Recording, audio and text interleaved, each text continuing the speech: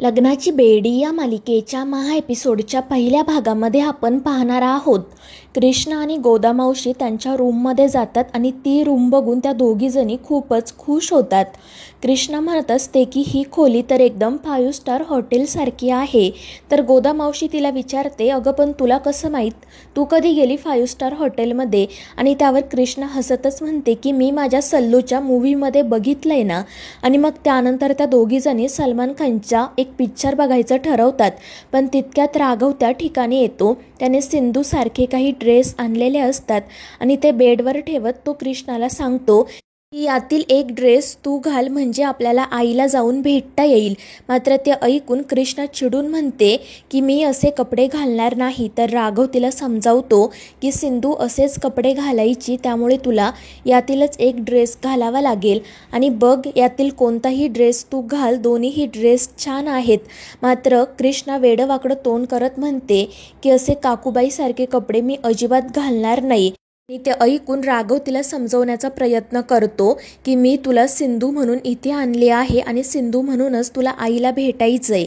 आणि सिंधू तुझ्यासारखी राहत नव्हती, ती खूप साधी होती. आणि मग तो सिंधूचा एक फोटो कृष्णाला दाखवतो आणि तो फोटो बघून कृष्णाला तर धक्काच बसतो. ती म्हणते की ही मीच आहे ना, हा माझाच फोटो आहे ना. त्यावर राघव म्हणतो की ही तू नाही तर माझी सिंधू आहे. आणि तू असे कपडे कधी घातले होते का? तर कृष्णा म्हणते की तू एडिटिंग केलं असेल. आणि मग ती तो फोटो गोदा मावशीला सुद्धा दाखवते. तिलाही आश्चर्य वाटतं. तर राघव कृष्णाला सांगत असतो की ही तू नाही आहेस तर सिंधू आहे. आणि सिंधू एक डॉक्टर होती, ती खूप साधी राहायची. तर दुसरीकडे घरातील सगळेजण हॉलमध्ये डोक्याला हात लावूनच बसलेले असतात. कृष्णाने जो काही गोंधळ घातलेला असतो त्यामुळे ते सगळेच जण घाबरलेले सुद्धा असतात. ऋतुजा म्हणत असते की मला तर असं वाटतंय आता मी हिमालयात निघून जावं. तर ऋतुराज म्हणतो की हिमालयात जाऊन सुद्धा तू झोपाच काढणार आहे ना, मग त्यापेक्षा खोलीत जा, AC लाव आणि तिथे झोप, तेवढाच जाण्या येण्याचा खर्च वाचेल. आणि मग याच गोष्टीवरून ते एकमेकांशी भांडायला सुरुवात करतात. पण ऋषभ त्यांना गप्प राहायला सांगतो. तर रेश्मा लगेच ऋषभने जी चूक केलेली असते त्यावरून त्याला टोमणे मारायला सुरुवात करते आणि त्यामुळे ऋषभ काही न बोलता खाली मान घालतो. त्यानंतर रत्नाकर म्हणत असतो की जेव्हा ती माझा आशीर्वाद घ्यायला खाली वाकली ना, तेव्हा क्षणभरासाठी मला असं वाटलं की ती सिंधूच आहे. त्यावर रुक्मिणी म्हणते पण तिच्यामध्ये आणि सिंधूमध्ये जमीन अस्मानाचा फरक आहे. तर ऋतुजा म्हणते अगदी खरं आहे वहिनीसाहेब, त्या सिंधूला थोडी तरी शिस्त होती, मात्र या मुलीला थोडीही शिस्त नाहीये. तर ऋतुराज मध्येच म्हणतो पण वहिनी तू अचानक सिंधूचं कौतुक कसं काय करतेस, कारण तूच म्हणायची ना ही सिंधू खूप आगाऊ आहे. आणि ते ऐकून ऋतुजा हसू लागते. तर रुक्मिणी रागातच ऋतुराजकडे बघते, त्यामुळे तो गप्प बसतो. तर दुसरीकडे राघव त्या कृष्णाला सिंधू नेमकी कोण होती, ती कशी राहायची, कशी वागायची हे समजवण्याचा प्रयत्न करत असतो. तो कृष्णाला सांगत असतो की सिंधू एक डॉक्टर होती आणि त्यामुळे तिचं राहणीमान साधं होतं, मात्र तिचे विचार खूप उच्च होते. ती तुझ्यासारखी ज्वेलरी घालायची नाही, तुझ्यासारखे कपडेसुद्धा घालत नसायची आणि मेकअपही करत नसायची, पण तरीही ती तुझ्यापेक्षा जास्त सुंदर होती, कारण ती मनाने खूप सुंदर होती. मात्र ते ऐकून कृष्णा हसू लागते. ती म्हणते की उगाच काहीतरी बोलू नको, मी काय त्या सिंधूसारखी एवढी म्हातारी दिसत नाही, मी तर खूप सुंदर आहे. आणि ते ऐकून राघव खूप चिडतो. तो त्या कृष्णावर ओरडतो आणि त्यामुळे ती देखील चिडते आणि ते दोघेजण पुन्हा एकमेकांशी वाद घालू लागतात. तर इकडे रेश्मा म्हणत असते की मला देखील कधी कधी त्या कृष्णाकडे बघून असं वाटतं की ती आपली सिंधूच आहे, पण त्यानंतर जेव्हा तिचा आवाज आणि वागणं बघितलं ना, तेव्हा कळलं की ती कृष्णा आहे, सिंधू नाही. तर रुक्मिणी म्हणत असते की राघव हे कोणतं ध्यान घरी घेऊन आला आहे तेच कळत नाही. तर रत्नाकर म्हणत असतो की माहीत नाही का, पण मला अजूनही असंच वाटते की ती आपली सिंधू आहे, माझं अंतर्मन मला सांगते. मात्र त्यावेळी ऋषभ त्या सगळ्यांना म्हणतो की ती सिंधू वहिनी नाही आहे तर ती कृष्णाच आहे. आणि मग ते सगळेजण याच विषयावर बोलत असतात. तर दुसरीकडे राघव कृष्णाला समजवण्याचा प्रयत्न करत असतो आणि तिला सिंधूसारखे कपडे घालायला सांगत असतो, पण ती कृष्णा काही ऐकत नाही. राघव तिला खूप समजावतो, पण शेवटी ती वैतागून बाहेर निघून जाते आणि म्हणत असते की मी ते कपडे घालणार नाही. तर राघवही ते ड्रेस घेऊन तिच्या पाठोपाठ जातो. ते दोघेजण हॉलमध्ये जातात. आणि मग कृष्णा मोठमोठ्यानेच राघवला सांगू लागते की मी हे असे कपडे घालणार नाही, मी अशीच राहणार. तर राघव तिला सांगत असतो की सिंधू अशी राहत नव्हती, जर मी तुला असं आईसमोर घेऊन गेलो तर तिला लगेच संशय येईल, तिला लगेच समजेल की तू सिंधू नाही आहे. मात्र तरीही कृष्णा ऐकत नाही. ती म्हणत असते की आपण असे कपडे घालणारच नाही. तर रेश्मा मध्येच विचारते आपण म्हणजे कोण? गोदामावशीसुद्धा सिंधूसारख्या तयार होणार होत्या की काय? आणि त्यावर रुक्मिणी तिला सांगते की अगं रेश्मा, ती स्वतःलाच आपण म्हणून घेते आणि त्यामुळे रेश्माच्या लक्षात येतं. त्यानंतर राघव पुन्हा एकदा त्या कृष्णाला समजावतो, मात्र ती घरभर पळू लागते आणि सिंधूसारखे कपडे घालण्यासाठी, लूक चेंज करण्यासाठी नकार देते.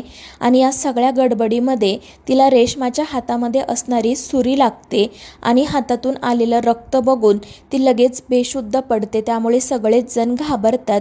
ऋतुराज विचारत असतो की हिला अचानक काय झालं? तर गोदामावशी सांगते की तिला रक्त सहन होत नाही, रक्त बघून तिला लगेच चक्कर येते.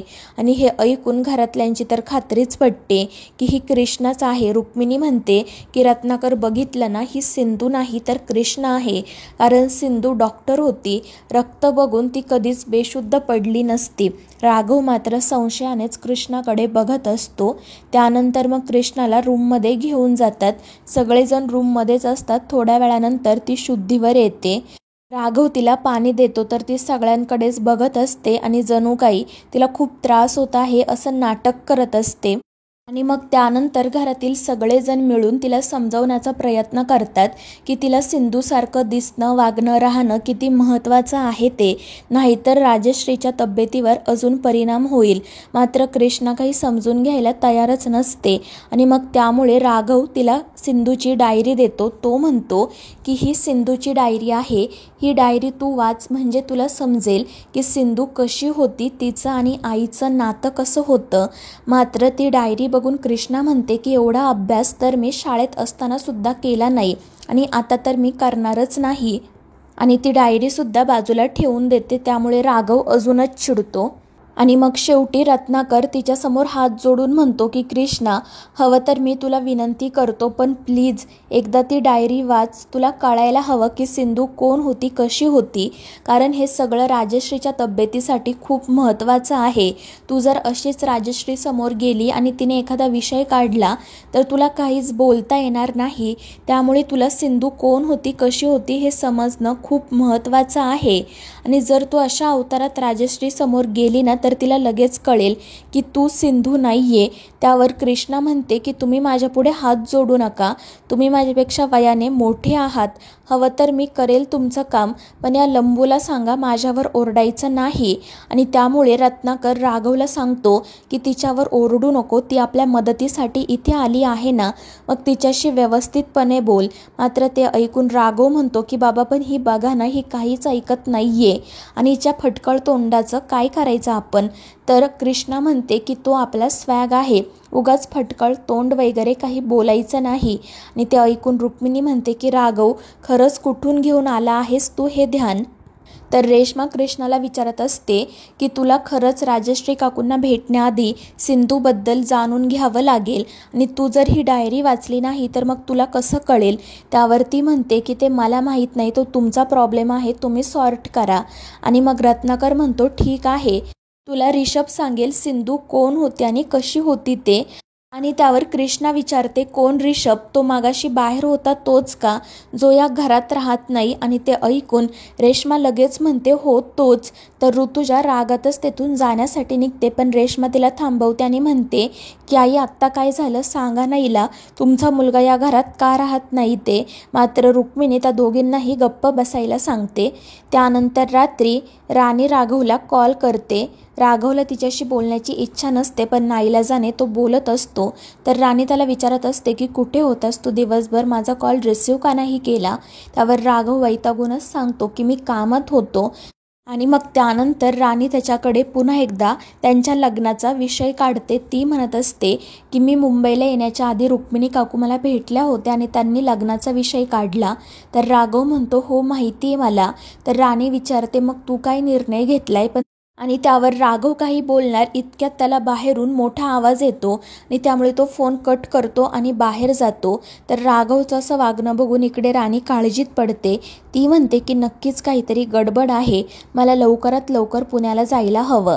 तर इकडे राघव जेव्हा बाहेर येतो तेव्हा त्याला तिथे कृष्णा गोल गोल फेऱ्या मारताना दिसते. तो तिला विचारतो की हे काय करतेस तू?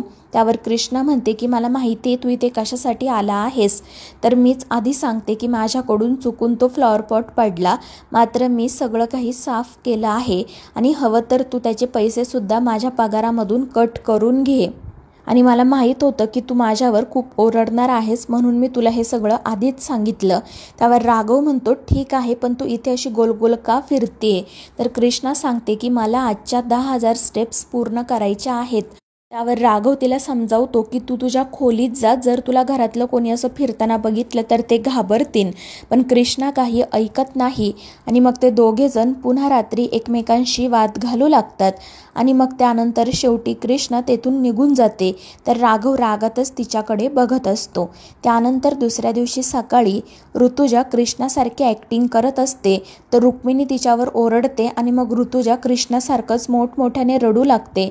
आणि ऋतुजाची ती ॲक्टिंग बघून घरातील सगळेजण हसू लागतात. रेश्मा म्हणत असते की आज मला खरंच खूप छान वाटत आहे. आज कित्येक दिवसांनी आपण सगळेजण एकत्र बसून चहा पित आहोत, नाहीतर गेले अनेक दिवस कोणीही कोणाशी नीट बोलत नव्हतं, सगळेजण आपापल्या खोलीत असायचे. तर रुक्मिणी म्हणते अगदी खरं आहे, ती कृष्णा असो वा सिंधू, पण तिच्यामुळे घरातील सगळेजण पुन्हा एकत्र आलेत एवढं मात्र खरं.